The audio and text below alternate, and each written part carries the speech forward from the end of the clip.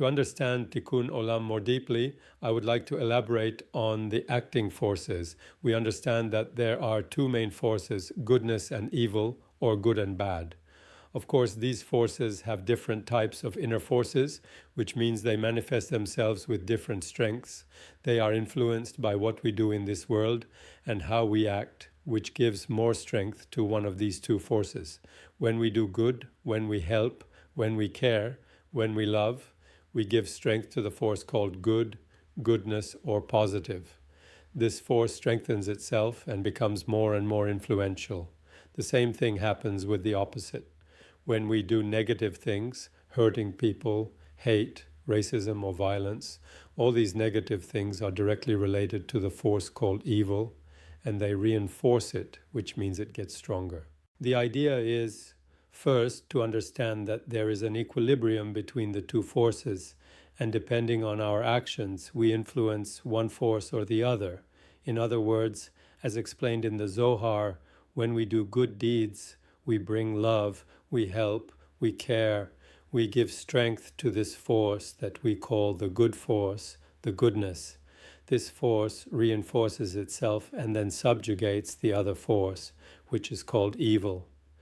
This means there's always a balance, and the balance depends on which one overcomes the other.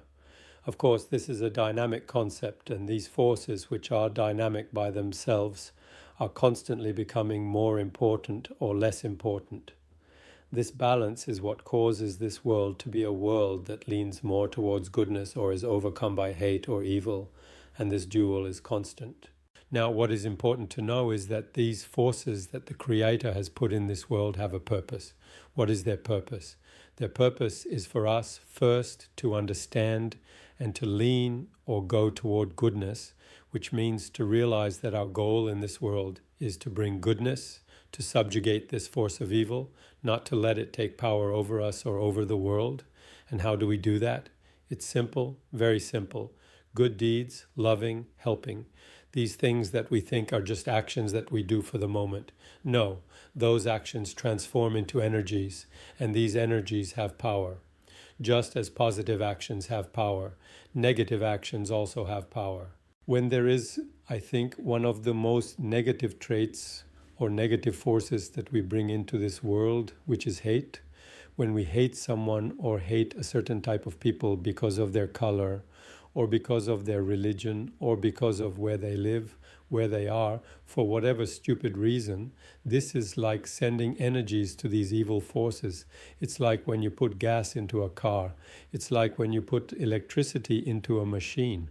We give it, we feed it, we nourish it, and this overcomes the counterpart, which is goodness. Even for the person himself, when he gives power to these evil forces by his own actions, these evil forces take or exert influence on this person.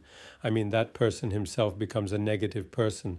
All his goodness, all his strength, all his positivity is diminished, and the negativity comes and takes over and crushes him. The thing is, he does not even realize it because he goes on with his life, doesn't see these things, doesn't understand these things.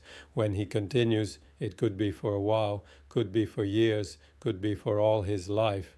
That person not only is not a happy person, but even if he thinks he is happy, it is for sure a negative happiness. When he gets to the end of his life, he thinks, okay, finished, over. No, it's not over when you go up and enter the other reality, because there is another reality. Reality is not what we think or understand by looking around us, thinking this is it. We want to create our reality by what we want to believe. We don't think there are things that we don't believe. Not that we don't believe because they don't exist. We don't want them to exist. We don't want to give them space in our life, so we push them out. They're not here. They don't exist. But surprise, you can push them out now, and you control your life, and you build your will and your life according to what you want to believe, what you want to see. But when we get to the other dimension, which we enter after our body dies here, our soul goes out of our body and faces the second reality. And it is a big surprise. Wow. But it's too late. Why is it too late? Because that person did not want to look or did not want to understand, did not want to participate in the truth. He decided to go to the evil side, to the hate, to all the negative aspects or forces, exercised in his life and in this world by going to them, by giving them forces, by reinforcing them. Of course, their aim is to make this person lose his life, lose his understanding, lose his light. This person lives in darkness, this darkness, which is his own reality that he thinks is the only one that exists. And then it's a big surprise. I don't want to get into what a lot of mystical writings say about what happens after. It's not the aim of this talk, but I'm sure everybody knows. All the religions talk about it. Everybody knows about life after death. Many people, lots of people came back and all said the same thing that they saw, the same light, the same feelings, everything. We know that exists. But between knowing and accepting even if you know, these are the big challenges and these are the big problems in our creation. We don't want to face these things. We want things to be easy. Don't tell me that I have to think more than I should. Don't tell me that I should understand more than I should. I make my own life. I make my own reality. I'm a supersonic person. I know everything that's happening in the universe. Wow, it's huge, but I'm enormous and huge.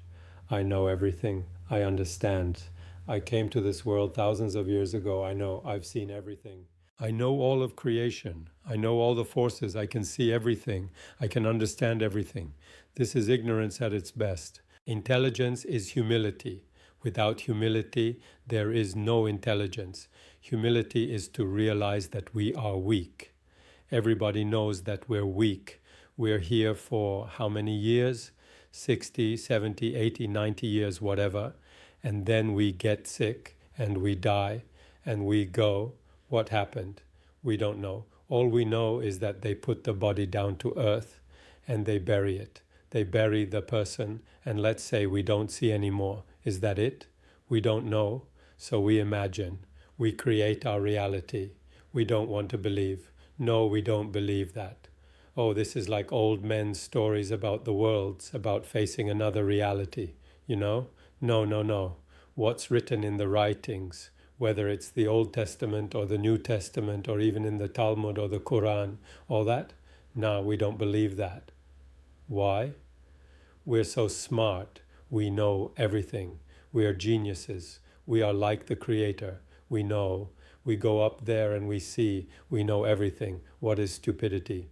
This is what the force of humility is the force of wisdom, because we know we don't know these things. Anybody with a couple of grains of intelligence, of insight, knows we don't know. We don't even know exactly what is in our body, how these things work. We don't want to think, so we go on with our life, and then we choose, or we go on in a routine type of living, work, family, day after day, years.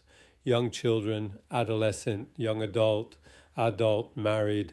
Everybody just goes day after day after day trying to enjoy a life, which is very good. But you cannot just enjoy your life without even thinking about who you are, what you are, and where you're going.